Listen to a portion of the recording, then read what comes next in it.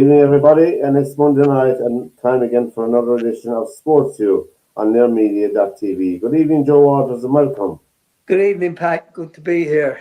It's Monday, the 2nd of March. There you go now. We're in the first quarter of the new year. New Year's. Anyway, we have the usual suspects ahead of us. We're covering soccer, rugby, golf, and darts, and snooker, and whatever else. We pay tribute to one of the early pioneering ladies in ladies soccer who passed away over the weekend, and she made history for all different reasons. A stalwart of the Irish game, and we pay a small tribute to her because I don't know much about her. I was just researching her, but she was from Limerick, and that's very important as well, you know.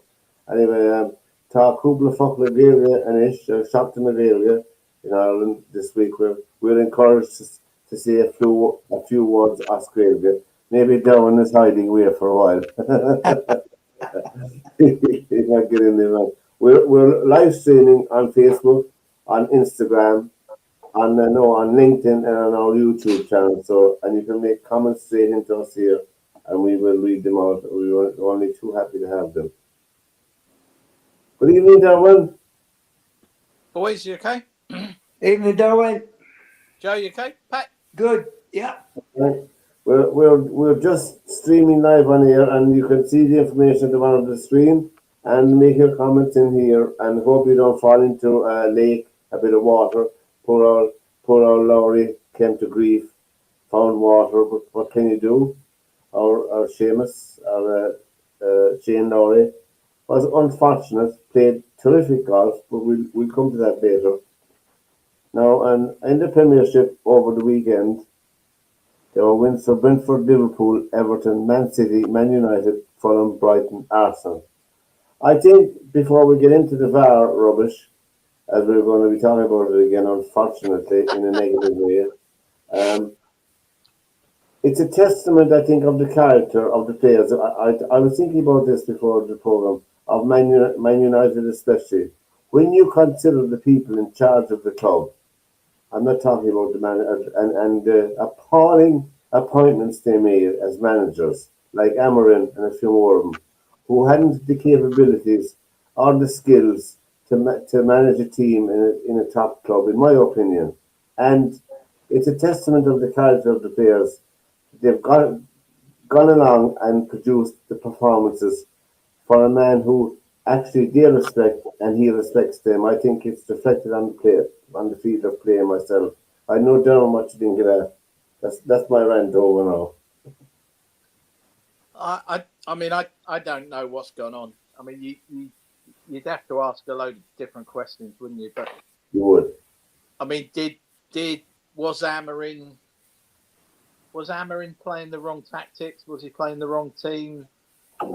I find it amazing that Kobe, Mainu, and Casemiro look fantastic together on the same pitch, don't they? They do. And then, Maguire's back in the team. I don't know. And Sesko's starting to look good, isn't he? He's come good. Bueno's obviously a good player. And the other kid, I can't think of his name now. But is it a bit of luck? Is it timing? Is it that it was the wrong tactics? It was the wrong manager? Who knows? All you can say is they look like a different team, don't they? What do you think, Joe? I mean, they do look like a different team because they're playing differently for a start. They're playing a different system, and that suits the players they've got. But there's so many other things that go into it. I mean, if you read some of the articles that are out there, they're talking about, I mean, a lot of stuff happens on the training pitch, right? And a lot of good stuff and a lot of bad stuff happens out there, right? And when you're keeping players out there for eons at a time, doing repetitive work and trying to get it down to an exact science, and you're staying there till they get it exactly right. Nothing in the game is exactly right. We know that. We know, and there's no game that's exactly right. There's little things that happen all the time. That's why when we create patterns of play, we always say, okay, ideally, this is what we want to happen here. But if it breaks down here, the next person knows where these other people are going. So that's all the understanding that comes in, and they know where those players are positioned, right? So, but it can get very, very disheartening and boring being on a pitch for 3 or 4 hours and just standing around listening to what's been said for so and so here, so and so there, instead of doing. You know, uh, Mike Carrick and the guys that have come in with him have now shortened the training sessions, made them sharper, more game like. Because let's be honest, if you're out on the field and you're standing around, that's the way you're going to play when you go on the field. You're going to be pedestrian, right? And United looked like that at times, that they were pedestrian. Where now they're looking at short movements. They're doing it quick. They're in and out and doing their thing. So that's a part of it. Was the guy up for the job? Did they just get him because they thought City were going to get him at the end of the season because that was the rumor? And let's be honest, that wouldn't be the first time United have stepped in and snagged somebody that was supposedly going to City. They did it with Sanchez, and he proved to be a huge bust for them, the highest paid player they had at the time. So it's just a lot of things and little things that change that make a difference. Guys talking to guys off the field, not ignoring them. I mean, he threw some of those young kids under the bus the minute he walked in the door. Yeah. And he judged them the minute he walked in the door instead of, let me see what happens over time here. How is this going to play itself out? Exactly. I mean, they were already in a situation that he wouldn't have lost if that's what he had done. Well, I mean, what I said probably didn't take into consideration other pressures on Amarin as well, because I'm sure that the board and management of United were under pressure to deliver as well, and that probably translated to the manager as well. And Oh, yeah. so he had that burden as well to carry as well as the club. But it is like I mean, it's like night and day, isn't it? The way that, I mean, it is. They're third in the Premier League. Let's call out the Premiership, how it's panned out after the weekend. Arsenal on 64, Man City 59, Man United and Aston Villa on 51, Liverpool on 48, Chelsea 45, Brentford 43, and Everton 40. Everton are doing well, very well, unfortunately. I think the things you have to look at here, and when you're looking at it, is that United are very fortunate that they're not playing in Europe right now, because they're getting rest days. They're in between games, so they're able to get their work done on the training field, and they're also getting rest. Crystal Palace, who they played at the weekend, had played on Thursday in a European match. So that all factors into all the things that are going on. But the fact is that it could have easily been that they lost 6 out of 7 games. Yeah. If you want to put the shoe on the other foot, but they haven't. They've won those games. So that's what I was saying. Never knock teams when they're winning, because that's the most difficult thing in the game to do, is win games. And we were all going, well, they're not doing this, they're not doing that. Well, they weren't winning games, and it destroys morale. I It tell you, does. the wins on the trot, all of a sudden people are walking around like they're on cloud nine, and that's what's happening now with them. They have a belief that they are, Yes. and the likes of Harry Maguire has come back and has been huge in the team. Casemiro has become a totally different player than He the was a, one we witnessed yeah, last he year. was a statue all along. So when you look at those two and the kind of leadership that they bring to the club, that is huge. Yeah. I'm trying to think where else in the Premier League there are two guys of that stature that are proven internationals and that have played at the very highest level uh, that are in other teams. I know Liverpool have got Virgil van Dijk, but who would you put next to him? I mean, Mo Salah is a good player, is a fine player, but he's not a leader as such. No. You know, You look at, I mean, most you look players at go. Maguire or Casemiro playing in the Chelsea team. Do you think they'd be having 7 red cards if they were in that team? No, No. because guys would be held accountable for their actions. Yeah, that's It's true. huge to have leaders like that. And, another guy that I was having to go at especially was Luke Shaw, who's come back and is a totally different player because He he's is. playing in the right position. He's not been asked to play in a three anymore. Yeah. You No, know? So he's playing well. Yeah. yeah. So it's a lot of it is just putting round pegs in round holes and making sure that they're able to do their jobs.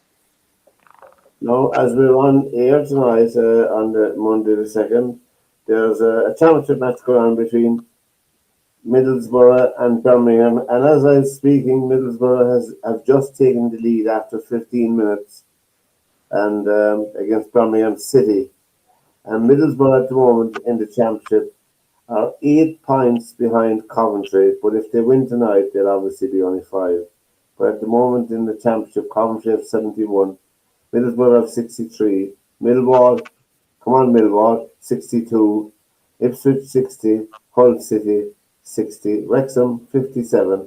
And Southampton 53. So it's pretty tight enough. And as I said, if Middlesbrough win tonight, they'll be in the automatic position with Coventry for to go up. But I mean, there's a long ways to go in that game. There's something like how many games have played? 43 or 4 games in the championship they have to play. 46. Don't they play 46 in the championship? 46, is it? I think. Do they have? I'm not sure how many they play in the championship. Maybe they only played 38, 39, something or 38 or 40. But, well, it would be Oh, good. Yeah, and I mean, it's going to be a tough start for for Middlesbrough, for any team to get up from the championship. And I'm just checking it here, and there we go now. Now, all right. Yes, 46 games. Leicester City are down at the bottom, unfortunately, Joe. I know. I'm watching it. And then the bottom three. Grimsby are just 4 points off the promotion Yeah, they section. got a great result at Notts County at the weekend. Yeah, they did. Cardiff City are leading in League One from Lincoln City. Those two teams are far, far ahead of the third team, which is Bolton. So it looks like Cardiff and Lincoln could get promoted to the championship. Cardiff City is managed by Brian Barry Murphy from Cork, up Cork. I had to say that. And Brian Barry Murphy is the son of the legend of hurling, Irish cricketer Darwin, of Jimmy Barry Murphy. Of Jimmy Barry Murphy. Actually, Brian Barry Murphy was in charge of the academy at Man City before he took the job at Cardiff, and he's doing very well with them. So we wish him well. Bromley, Cambridge, and MK Dons are the top three in League Two. 69, 68, 64, and 62. Grimsby are on 52, but as I said, they're only 4 points, I think, off this sixth place there. So they're doing well. And that's something. Now let's turn our attention just a little bit to rugby in the United Rugby Championships on the weekend because we have the Taffies coming to town Friday night. Derwin, the Yeah, Taffies are coming to town Friday night, yeah. that'll be an And interesting game. huh? Connacht beat Glasgow, the winner, the leaders in URC, 15-10. Munster beat Zebra 21-17. Ospreys beat Ulster 15-10 up in Ulster. And Leinster were beaten by Cardiff. So the two Welsh teams had a good outing. And so this is the table. I think this is the table, if you can see, after 12 rounds. The Glasgow are still on top, and Leinster are in second place. Cardiff, Munster, and Stormers, and Ulster and Lions. But those places will determine their entry into the Heineken Cup as well for next year. So it's important. Every game is important, but your positioning on the table is very important. And as I said, Scarlets had a rare win there and did it well. But I said Ulster are coming to Dublin the weekend, and we hope our Wales, are coming to Dublin Friday night for the Six Nations, and then you have France and who are they playing? Are they playing Scotland? Is it? Yeah, France got Scotland. And England and Italy, isn't it? Italy. Do you fancy Italy in that one? Would you? It wouldn't shock me, but I think England again will probably have their act together now, won't they? Do you think? Well, Ford has to go surely. I don't think. Um, I don't think Ford's playing. Is he? He's injured, isn't he? He was playing the last match, and while he was on the pitch in the last match against Ireland, he was shocking.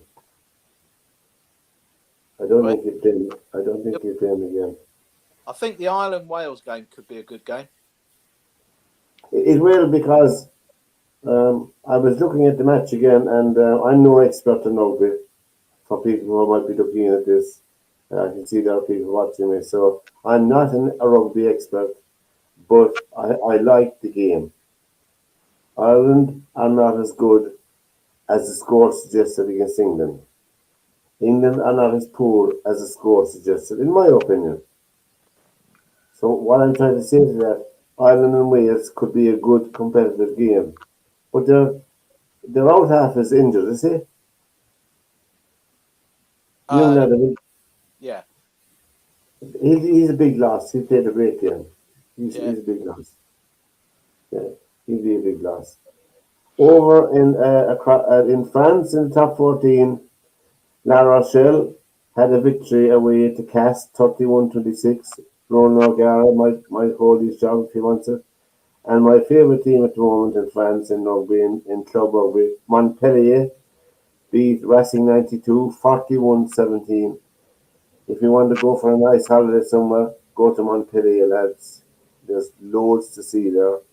It's very clean, and there's plenty of music, plenty of food, plenty of everything there. And you don't need any transport to amuse yourself for a week or two around Montpellier. That's I'm not getting paid to say this. I'm just saying that I was there, and it So was just superb. Pat's the South of France tourist board. And Yeah, right. Yeah. and light rail or tram going around the corner everywhere, and they're free. They're free in the city. You just jump on them. Well, you want to know where you're going, obviously. Nice golf course, Montpellier too. There's a beautiful shopping centre outside the town. Oh, you can spend the whole day there. And they have a rooftop because they have the weather. They have a rooftop um, food emporium. Of course, the first sign I saw when I went up to get off the lift was the McDonald's sign. God, God, and KFC. Oh God, I said I didn't come to France to eat McDonald's anyway. That Le McDonald's. Oh, yeah. I said, is there any shoes that we can put gravy over so I can have dinner? Tell you Anyway, what, when you're in Turkey and Izmir and you're starving, McDonald's tastes really good. Yeah. So, yeah. I'll give you that. I'll give you Sue, that. Sue and I found a McDonald's there one day while we were walking around, Yeah. and yeah, we had to have a Big Mac. We were starving. Well, because you know what you're getting. Oh It's going yeah. it's going to kill you slowly. Well, you knew what you were getting, and you were getting it quick, so it was, and that's what we wanted. So yeah, There's no waiting.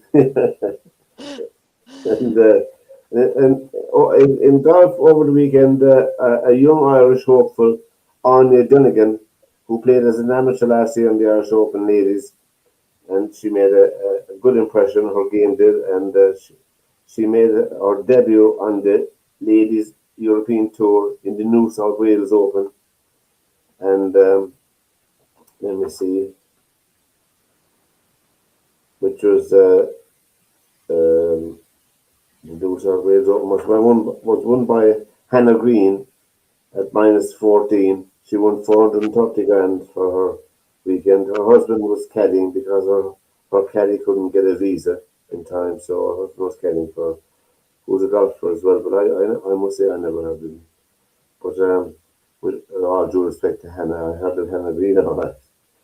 Anyway, um, she finished at minus 14, so she won the tournament. But Arnie Denigan, I wrote down her score.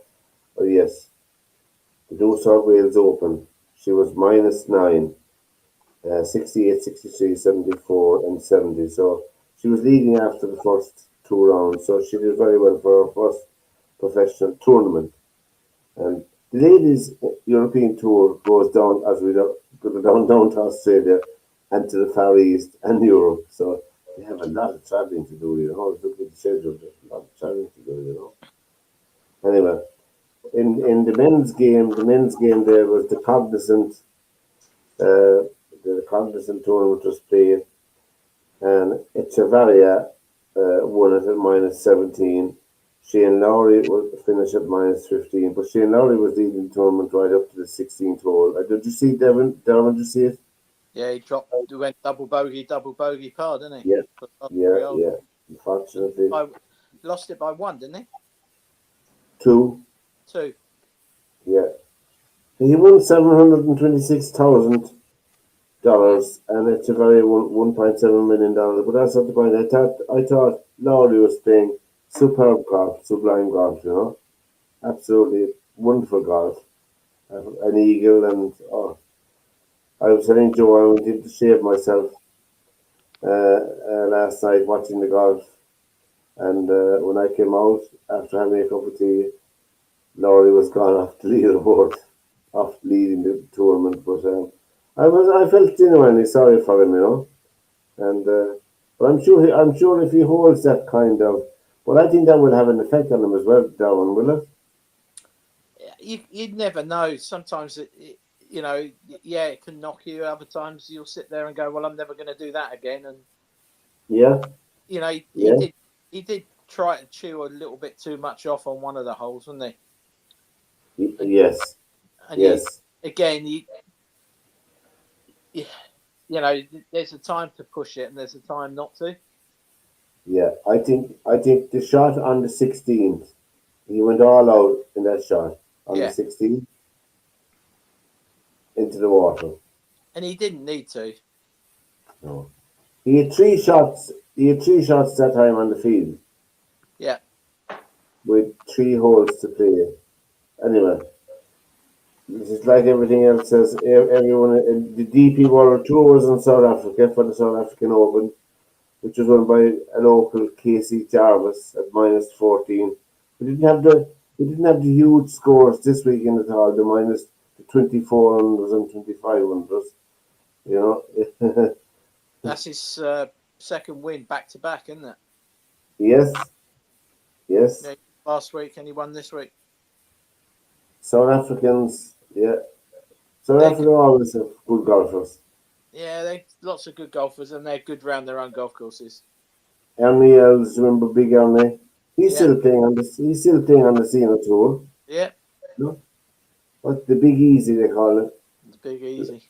Yeah, lovely, nice golfer. And you had Retief Goosen. He's still playing. Retief Goosen. There was Yeah, loads. Louis Oosthuizen. yeah. Yeah. Spotson, Brendan. Charles Spotson.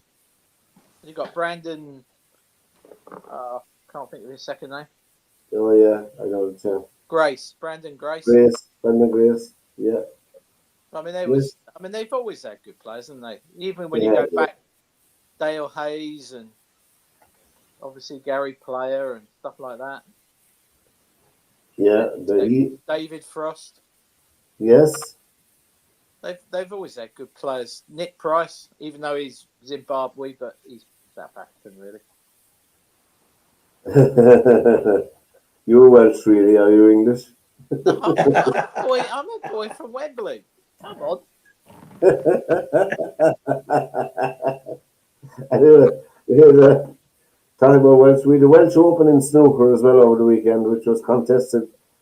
I mean, none of the Chinese got into the final, which was surprising. I had fancied Wu Zi and the world champion to get it contest the final, but Barry Hawkins and Jack Lisowski contested the final, and Hawkins won 9-5. So he had a good win from there in the Welsh Open snooker. In darts in the Poland Open, guess who won it? No. Let me have a No, guess who? Guess. think. I give you a Dunster's €5 voucher. Luke the Nuke. Spahan Devon. Good guess. He beat Van Veen again, 8-4 in the final. He's just a machine, you know. And he won it. And let me see now. So let's get back to soccer. We had a few issues with our friend VAR again, and I heard the discussion on sports radio online, and they were talking. There were one panelist. He was complaining that it took too long for a decision, you know, and the other panelist said to him, "They were going nowhere. What's your rush? They were going nowhere anyway." It was 2 minutes, 30 seconds, nearly 3 minutes to make a decision, Yeah. which is a lot of time on television. But on the ground, it's not a lot of time, you know. And the second one was just over 5 minutes. Well, Right. that was a long one. On Match of the Day, Alan Shearer, I'm starting to really like Alan Shearer. He comes out with some really constructive comments. So he's sitting in BBC Match of the Day studios watching the football in the afternoon. Yeah. And there was 5 of them sitting around the TV. And 4 out of the 5 could not tell whether, I think it was it Burns, handball, Barnes. Barnes, yeah. Ashley Barnes. Yeah. So there was 4 out of the 5 who literally said, I don't know if he did handball that. Some of them thought he was moving his arm out the way and it hit his hip. But what the point was on Match of the Day was that isn't it supposed to be clearly a clear and obvious error? Yeah. Yeah. Yes. Yeah. I know. I don't know what they mean. Clear. 5 minutes to mean to clear it up. Well, it's not clear and obvious if it's taking you 5 minutes. That's the thing in the first place. Yeah. So if you cannot, in less than 30 seconds, come up with a clear yes, that was handball, then it's whatever the referee called. And he called it a goal. Yeah, and it stays on. It's like, it's so ridiculous because you watch the rest of this, and this is how ludicrous the whole thing is. And I happen to like, what's his name, Declan Rice. Yeah. But Declan Rice is wrestling with his 2 arms around a Chelsea player like that, the ball comes in, his arm goes up like that, his elbow hits the ball, right? Which Yeah. is a penalty because he's moved his hand towards the ball, Yeah. right? But they are more interested in what's going on behind, right? And if you look at some of the things that went on, I mean, did they even look at that? I don't think they No. even looked at that. No. They I didn't. thought myself, if you had your two hands around, if you're a forward and you two hands around a back for a corner, I thought that was a foul. Yeah, But but later on in the game, you don't he's need VAR. got two hands on a Chelsea defender, and he's not even looking at the ball. I think Yeah. myself, they have to do two things. Well, they'll have, obviously myself with soccer, they'll have to get rid of VAR and they'll have to get rid of corner kicks out of the game. There's no point in them. Well, until referees start Referee, really refereeing them. being referees and taking Yeah. charge of the situation and saying, no, this is it, done. I watched, they're talking about the Kuna penalty in the United game, right? Yeah. Yeah. But I watched Lacroix's goal for Crystal Palace from the corner kick. It was one of the Crystal Palace players had two arms around the Manchester United player's waist in that action, Yeah. and nothing, no look at anything to with anything to do with it. So it's, I think that, you know, if you get a chance to look back at it, look at the David Raya save that he made when he flew to the top corner and just touched the ball away. Yeah. If you look at the melee that was in front of him when Yes. that happened, his own players' legs were across him. Chelsea players were around him, in front of him, and he still managed to get himself out of it and fly across the goal and make that Yeah. save. Yeah. And I mean, that was absolutely brilliant. So other guys would throw themselves to the ground and looking for a free kick and what have you. So, you know, it.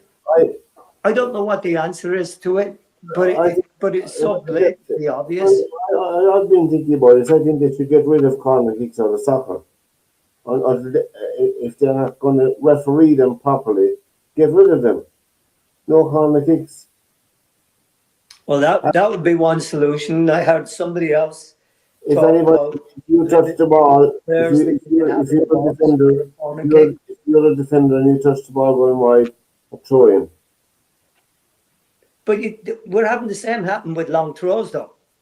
Yeah, Yeah. I know, but You know, so you're I'll trying to do one thing with send it back another, to and the send it back to the halfway line for a throw in instead of a corner kick. I don't know what the answer, but I sure to be surely better than the fast that's going on now. You know, it's farcical. By the way, Middlesbrough have gone 2-0 ahead. But what Joe said is right, Pat. It's not, corners isn't the issue. It's the referees not refereeing. That's true as well. And if you think about, what Shearer said, that when he hates VAR. And yeah, he's getting really up in the air now on Match of the Day every week about the refereeing. That the standard of refereeing is getting worse and worse and worse. And he thinks it's getting worse and worse and worse because of VAR. That they won't make a decision because they'd rather let Stockwell Park make the decision. Well, I mean, think of you in your everyday job, right? If you've got somebody second guessing you above you, it's going to stop you from doing your job properly. Yeah. Because you're afraid of being called in to the office and being told, well, you should have done it this way, you should have done it that way. Yeah, No, absolutely. you know, nobody calls anything back when players make mistakes. No. Nobody calls anything back, right? Well, The play you're right. continues, and that. If referees make mistakes, so what? As I said, I watched the highlights of the Championship and League One and Two on a Saturday night run around.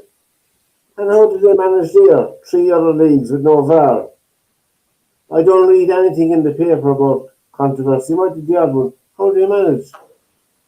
They You know, seem to be able to play soccer okay. I mean, Joe, when you were playing, handball was deliberate handball, wasn't it? Right, but there was no such thing as an accidental handball in box. No, No. Right, if the ball hit your hand in the box, it was a foul, it was. Yeah, out, or a penalty. One the two. But you know the thing that really kind of hit it home to me yesterday when they were talking about Declan Rice with the arms across here, and then the elbow comes up and makes contact with the ball. You know what the commentator said? If that had been in the Champions League, it would have been a penalty. yeah, So that we're refereeing in different ways yeah. For two in different different tournaments. competitions. Yeah, But why would he say a stupid thing like that? Because in the Champions League, it would be given as a penalty because yeah. it was a They handball. they But it's the blow. same game. It's the same It's game. the same game, I know, but that's You're the way supposed it to have is. universal rules. No, and that's it. You know, I mean, they're trialing these things. You know, Wenger wants to be clear daylight between a player and what have you. But, you know, I don't know that is correct either. You know, I I mean, the offside stuff. I have to be honest. This sounds really stupid now, but it is. with football, you play football with your feet. Yes. And I know you use your chest and I know you can use your head and all of that stuff. But when you start blowing offside, where the guy's got a finger offside, I'm sorry, that's now getting silly. To It Yeah. me, is. it should be your feet that creates A the half, offside. a half a boot. A half a boot. It should be to me, offside is your feet Yeah, I wouldn't disagree with because that. you're making a run and you're naturally if you're running sideways and you're going to turn, you lean. Yes, you do. Or It, if you're trying to get into a sprint yeah, straight away, you lean forward yeah, and pump yeah. and go. Yeah. So if you lean forward or you're turning and you're turning to go left around the corner, shall we say, and your arm or your finger is out off, as in offside, I'm sorry, that it's just stupid. Because Well, and again, to me, it surely it's got to be your feet that's offside, not your finger. I mean, I'm But sorry. since we're talking about the game of soccer and we're talking about VAR and bad refereeing, there are an awful lot of bad punditry out there as well. Commentary on the game, live even by commentators. You know who you uh, know. there is, and there's some guys. I mean, I don't know if you watched the Arsenal Chelsea game yesterday, but Joe Pedro was clearly offside when for that disallowed goal. It was, and apparently Gary Neville says, "Well, that shouldn't be offside." The guy is standing in Yeah, an offside position when the ball comes to him. yeah. You know, I mean, it can't be any clearer than that. You know, and it's Well, it's I just don't I just yeah. don't know. I mean, the way some of these things I listened to a pundit this morning talking to Dermot Gallagher, a former referee, and he says, "Well, the ball hit Declan Rice on his sleeve." No, it didn't. His elbow was not his sleeve. No. His sleeve is, look, there's my elbow, there's my sleeve. It finishes there. Look, that's the difference. And he's 6 foot odd tall. So it hit Yeah, him right there when he moved his arm up. I And mean, that, what Shearer said about Barnes' thing is that if there's 5 pro footballers in a room watching football, and 4 of them go, I can't say if that's it his arm, yeah. and they're watching it in slow motion and on a telly. Are you saying? Right. The Are you saying? referee, Are you saying? They said they wouldn't call it as a penalty. they all 4 out of the 5 said that you couldn't call that as a penalty. Oh my Well, God! okay. So I thought it was the other way around. I misheard you the Or first time. disallowed goal for handball. No, but the question I'm asking, why would it not be a penalty, right? Because his And if you're on the BBC, you want to hold your job. his arms are down by his side, yeah. And right? if you They're they not slowed sticking it, out. Joe, they slowed it right down, and you can actually see that he's pulling his arm away from his body. Yeah, His moving it arm's back. going Yeah, away from the ball, not to the ball, going Yeah. away from the ball. And Yeah. you know, I'm sitting there thinking to myself, I felt really sorry for Scott Parker because Yes. they deserved to win that game. yeah. Well, They had Burnley. two Yeah, goals.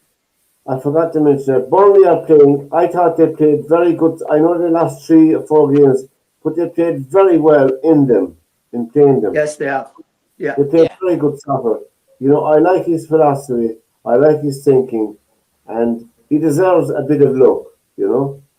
yeah. They had two Um, disallowed goals, and one is definitely should never have been disallowed. I mean, I just you sit there and you as a football fan, you sit there and just go, "Oh, you Well, ruined this game." do anyone of you listen to Simon Jordan on punditry? I can't listen Yeah. to it. Huh? I can't listen to him because he don't When know I what. listen to her as a pundit, and the times that I've listened to her, I don't think that she's particularly enlightening or illuminating or engaging or charismatic, or sometimes comes across particularly likable. But that's my view. And some people will have the same view about me. And my view of punditry is when I listen to a pundit, whoever that pundit might be, whatever they may be, whether it's male, female, black, white, yellow, green, it's do I learn something from them? Do they engage me? Do I find them interesting and entertaining? And do they merit my attention? Yeah, you know, it's an opinion, isn't it? Which Indeed. we're all entitled to. I listen to the people who've hired me for the last 11 years around the world, the biggest broadcasters in the world. By default, if I'm working with the people who are considered the brilliant broadcasters, then if I'm in the same team as them, next to them, then by default, I'm considered also a brilliant broadcaster. So I take everything you're saying, but the reality is I've been good enough for 11 years. See, the language It's that never happened. the language that you use, Annie, is, to me, it's steeped in a sense of entitlement. I mean, the sheer weight of the entitlement that you seem to believe that you have would resink the Titanic. I think you've been quite fortuitous, and your position now as a broadcaster will be determined by the value of you. And the fact that people potentially aren't booking you now should give you pause to thought. Hold on. The reason people aren't booking me is because I've taken myself out the firing line. No, that was just part of a longer interview. Now, some of that was great on you, I know, but I think he made some good points. But okay, so here's where I come from, right? The beauty of this game and the beauty of any game that is played, right, is it's a matter of opinion, Yes, right? yes, And yes. who's to say that my opinion is superior to anybody else's opinion? And just because you don't like what I bring to the table doesn't mean that I'm not good at what I do. And that's it. To me, he has no right to be. He wouldn't talk like that about Thierry Henry. He wouldn't talk about that like that about Ian Wright. You know, but he talks like that about a person that, to me, it's very clear he doesn't respect her as a soccer person. No. He No. thinks that he is far superior. And let's be very honest, he thinks he's superior to everybody. I was going to say that's You know, so that he walks around with a stick up his rear end because he thinks he's that important. So, you know, I have a real problem with people that try to make themselves better by putting other people down. Up there, yeah. Yeah, Yeah. you do not There's rise a up. lot of that about Simon Jordan, you know. Yeah, But it's only recently I've come to the table of Simon Jordan myself, you know. yeah. I heard he was on a bigger panel, and I heard different people. Okay, lads, there's two messages in here. Well done, boys. Okay, thank you very much. Just from, yes, I think it's from by Linda's. Say hello to Diarmuid Waters and Linley Waters. We have a, Hello there. we have a Waters takeover, Darwin. Yeah, indeed. Yeah, Waters run deep. yeah. But Eight touches. yeah, I mean, I like Jordan some of the things he says because he's forthright and but he can be a little bit, in my opinion, he can be a little bit over the top. He tries to Yeah, be sometimes a little bit too outrageous. I know. We all, you're right, that we all have our preferences, Darwin, about when we listen to people on the. It's like any commentary. When you hear a certain voice, you say, oh my God, I'm muting the sound. When I hear Callagher, even if he's in the background, I just mute the sound. You know? Even if he's only looking in the window of the studio, I'll mute the sound. I'm sorry, but I still can't believe he's still got a job on the telly after what he did. Oh, Callagher? He did, yeah. Oh, well, I mean, the standards mustn't be very high when you have a guy like him punditry. God, jeepers, you know. You want another bless of him, man? Encountered any in short form, in long form. We've had a conversation about something to do with the commerciality of football, which I thought any talked with no commercial sense. I've seen her in long form, in podcasts where she's ideologically aligned with a perspective that overrepresentation is based upon merit and underrepresentation is based upon structural racism, and I find that a difficult circle to square. When I listen to her as a pundit, I don't think that she's particularly enlightening or illuminating or engaging or charismatic, or sometimes comes across particularly likable. But that's my view, and some people will have the same view about me. And my view of punditry is when I listen to a pundit, whoever that pundit might be, whatever they may be, whether it's male, female, black, white, yellow, green, it's do I learn something from them? Do they engage me? Do I find them interesting and entertaining? And do they merit my attention? I think you've been quite fortuitous. I think because of initiatives like DEI, they've allowed people to be put into positions in the men's game that I don't think they've merited. And now that sort of seeds an attitude that you become a stalwart in the women's game. And I listened to your observations about Ian, and Ian Wright is in the Ian Wright business, has always been. I've known Ian for 25 years, and I have my own views on him. Ian is not in any shape or form obligated to provide any support structure for you or to give you a sense of entitlement. And your position now as a broadcaster will be determined by the value of you. And the fact that people potentially aren't booking you now should give you pause to thought. The reasons why we're talking about this is because Annie wants to talk about it. And as I've said, and I don't make no apology for saying it, I think that we're giving her more airtime than this subject merits. But here we are where we are, and this is the media today. I only take the value of a people's opinion from someone whose opinion I respect. Yeah. Your opinion isn't relevant to me, and my opinion, to some extent, shouldn't be relevant to you. And if you are strong in the views that you have, I admire you for having the strength of them. But everything that you seem to portray in life seems to be that every disadvantage that you have is because either you're a woman or because you're black, and it's got nothing to do with your contribution to the equation. No, Darwin. Put that in your pipe and smoke it. Well, He has a point. I think he has a point about DEI. He has a general point about that. You know. Well, I mean, let's be honest about it, right? Some of the things he says are true. You know, that there are certain, for instance, I'll give you an example.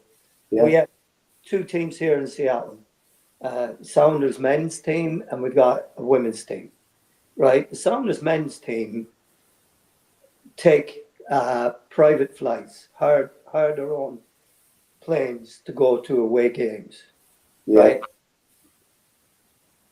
The Sounders women's team, who are now owned by a French group, they want the same treatment as the men's team when they get 3,000 people at most come to watch them, right? Whereas the men's team can sell out the stadium at 60,000.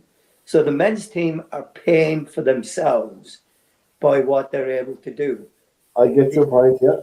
So until such time as you have parity in where your game stands Commercially, yeah. commercially, then you can't have the same expectation. Let's be very honest. A team in Division 4 of the Football League does not expect the same treatment in travel as Premier League players do. I, that's, Right? They don't. They don't get to fly to games. They you don't. know, I think Sometimes they may do, but you're it's right. a different But ballgame. there's lack of honesty in the game generally between men and women. And what I mean by that is you cannot, some people are totally inhibited about talking about the reality of a situation. Like the one that you outlined there. That's a fact. They are facts you're dealing with.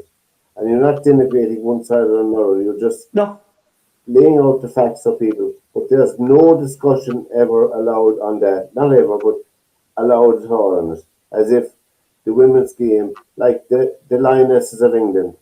I mean, the Lionesses, there's nobody going to see the women's soccer in England. When I say there's nobody, when you look at the women's, what is it called, the WSL, Darwin, yeah. when were you at a WSL match recently? I've never been. Well, And you know, I'm not putting you on the spot. I'm saying they No, expect it, they expect the same coverage no, but and the same. Pat, we've said it before.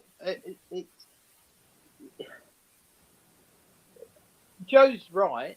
You know, if you know if they're bringing in 80,000 every game, United are in the mid 70s thousands every single game at Old Trafford. Yeah, Now, if the ladies United team can fill Old Trafford, then they deserve the same treatment as what the men are getting, aren't they? yeah, If you're like Joe just said, if you got Man United pulling in 70 odd thousand every week at Old Trafford, and you've got the girls pulling in 4,000. Well, do the numbers. I mean, the numbers don't stack up, do they? no, no, they don't. They And don't. I'm not against any of all this women malarkey and all the rest of it. And I know I'm probably a dinosaur when it comes to certain things, but I can't watch women's boxing because I just don't agree with it. all right, yeah, all right. No, I don't. I've said it on the show. To me, that's I don't. I'm just old fashioned, I guess. To me, that's not what I want to watch, so I don't watch it. But at the end of the day, that's still my choice to turn it on or not turn it on. Right. Well, I And mean, I can't watch women's rugby. It's not because women are playing it. It's just the game is awful to watch. It's just awful to watch. Yeah, I mean, I've watched We were talking last week about the Winter Olympics, and I was saying how much I prefer watching the Winter Olympics compared to the Summer Olympics. Yeah, And yeah, I'll watch the women do the downhill. I'll watch the women do the ski jumping. And I'll watch the women do speed skating and all sorts of things. But if you put figure skating on, I just turn it over. yeah. And as a sports fan, that's my choice, isn't it? I don't get figure skating. I don't like it. I don't watch it. I watch ice hockey. I've watched You women. mean you mean Sir Christopher Dean and Dame Christopher Dean and who was the other one? Oh, Gene Torval. And Dame Jean Torval, Yeah. two icons of British skating. Pat, if you gave me tickets to go and watch them in the final in whenever it was, 1984 or 80 or whenever it was with Bolero, I'd Yeah. still go to you and mate, save it. Don't buy me a ticket. Well, your cousin wouldn't agree. Your cousin wouldn't agree with you. I know, but then she's a girl, isn't she? So she's going to see Yeah. to me, isn't it? But without getting into too much stuff, and obviously this goes live and it'll never come off the internet, so I can get into all kinds of deep water here. Yeah. But if you listen to some of the women doing the commentary on the radio, and it's nothing against them, but it doesn't sound the same as when a bloke's doing it. No, you mean bring back Joey Barton? No, I didn't. Now, see, you're putting words in my mouth now. Joe didn't bring him back, but I'm just being a devil. but it's. I don't know. I don't know. I mean, to me, the whole women's football thing with the Lionesses, yeah, it's going through a trend at the moment. It's a fashionable thing, isn't it? Yeah, And they'll fill Wembley up on the weekend if they were playing at home. And I get it.